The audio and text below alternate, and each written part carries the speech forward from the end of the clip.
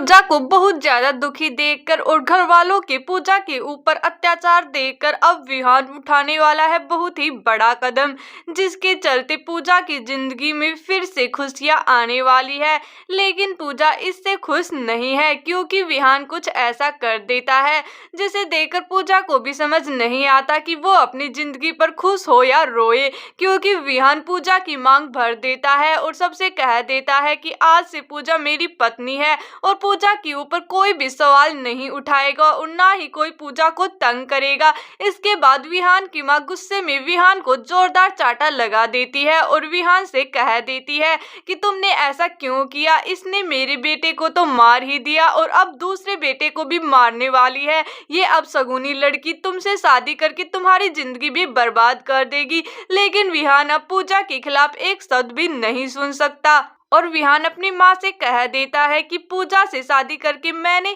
अब पूजा की जिम्मेदारी ली है, इसलिए मेरा काम है पूजा को खुश रखना। लेकिन पूजा विहान से कहती है कि विहान जी, आपने ऐसा क्यों किया और आपने मेरी सिंदूर भरकर मेरी खुशियों के बारे में क्यों सोचा, और मैं तो आपसे शादी करके खुश नहीं हूँ क्योंकि मैं सिर्फ और सिर्फ मेरे कबीर जी से प्यार करती हूँ और उन्हीं से करती रहूंगी। तब विहान पूजा से कहता है कि मैं तुम्हारे लिए कुछ भी कर सकता हूँ और अगर तुम चाहती हो कि हमारे बीच पति पत्नी वाला रिश्ता ना रहे तो हम एक कमरे में नहीं सोएंगे और ना ही मैं तुम्हें कभी हाथ लगाऊंगा, लेकिन मैं तुम्हें अकेला नहीं छोड़ सकता हूँ क्योंकि तुम्हारी खुशी में ही मेरे भाई कबीर की आत्मा खुश रहेगी और मैं अपने भाई कबीर की आत्मा की खुशी के लिए कुछ भी कर सकता हूँ। इसलिए अब पूजा को तो यही लगता है कि विहान ने कबीर की आत्मा की खुशी के लिए पूजा से शादी की है। तो आगे चलकर क्या विहान और पूजा का रिश्ता पूरा हो पाएगा, क्योंकि जल्द ही कहानी में अब जिंदा कबीर की एंट्री भी होने वाली है, क्योंकि कबीर भी ठीक हो वहां उन लोगों के चंगुल से भागकर सीधे अपने घर पर पहुंचने वाला है। तो क्या होगा जब कबीर को पता चलेगा कि विहान ने